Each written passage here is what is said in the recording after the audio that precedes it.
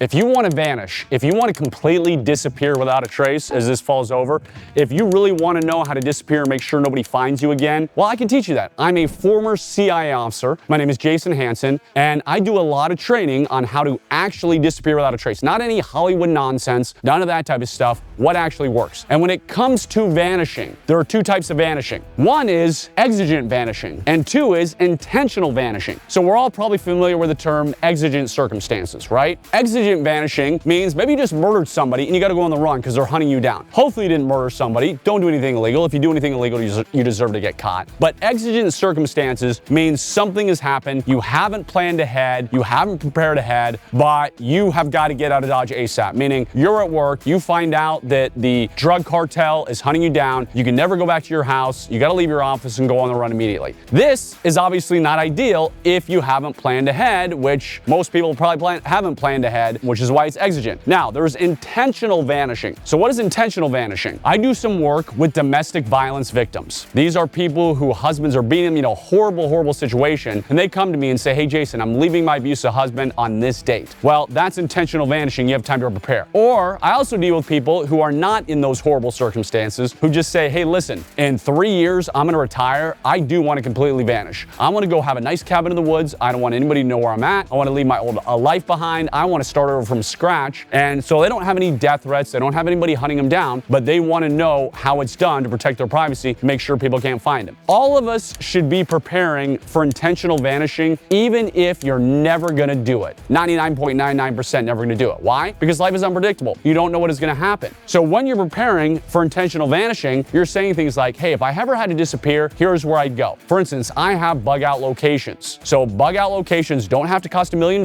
You can buy a plot of land that's dirt cheap. Like some of the land I bought, I paid $1,000 an acre. So it's that cheap. So go buy 10 acres. You don't even need 10 acres. Buy 5 acres, $5 grand, and put a shipping container house on it. So I have shipping container houses that are wife approved because when you walk inside, you don't know that it's a shipping container, right? That is a bug out location. That's a place I have gear stored. Also, when it comes to intentional vanishing, So you know what, Jason? I don't want to buy a plot of land. I don't want to have to deal with getting a shipping container. Well, RV parks. RV parks are great. Over 13,000 RV parks in this nation. Find an RV park, not in your town. You want to go create some distance between your vanishing. So it's much better. Let's say you live in Las Vegas. Well, don't vanish from Las Vegas to somewhere in California. Too close. You want to vanish somewhere from Las Vegas to Texas, Las Vegas to Maine, Las Vegas to Florida. You want to put time and distance between you and your pursuers, right? But RV parks, as I just said, are great. Do not buy an RV. Don't go through that hassle of registering and all that. Go to an RV park where they rent the RVs out. That's what's great. You can rent an RV and it ain't that expensive. And there's, again, 13,000 RV parks. Go to the mom and pop ones. You don't want anything fancy where it's all computerized and they're running background check on you. And luckily, most RV parks are mom and pop. Same thing with intentional vanishing. What do you need to survive? Well, you probably need some cash. I love precious metals. I'm a big fan of gold and silver. So I stock that so I can take it with me. Think about all the stuff you really, really need. I'm not talking about like, well, hey, if I don't have my Netflix subscription, the world's gonna end. I'm talking about food, water, shelter, that type of stuff. And slowly but surely start preparing. I mean, I have a year's supply of food for every member of my family. I have hundreds of gallons of water stored. I have a well. I have a small pond. Now, I can't take the small pond with me, but guess what? I have water filters and my 7-gallon containers I can take with me, which I plan to. I can't take my 55-gallon drums. And the locations I'm going to, I know where the streams are. I know the rivers are. And I have enough filters where I can filter well over 1 million gallons of water. So anyways, that is the quick tip for today. There's a whole lot more when it comes to disappearing without a trace. If you want to know what it is, go to spyvanish.com. I literally wrote the playbook on how to disappear without a trace, teaches you intelligence operative level secrets. And even if you don't have somebody coming after you to murder you, in today's day and age, you need this information for your own privacy. And you never want to do this. This is no bueno. You want to start preparing this, and it's fun, it's easy to do, and you never know when you're going to use it. Okay, that's it. I'm former CI officer Jason Hanson. Go to spyvanish.com. Stay safe and God bless you.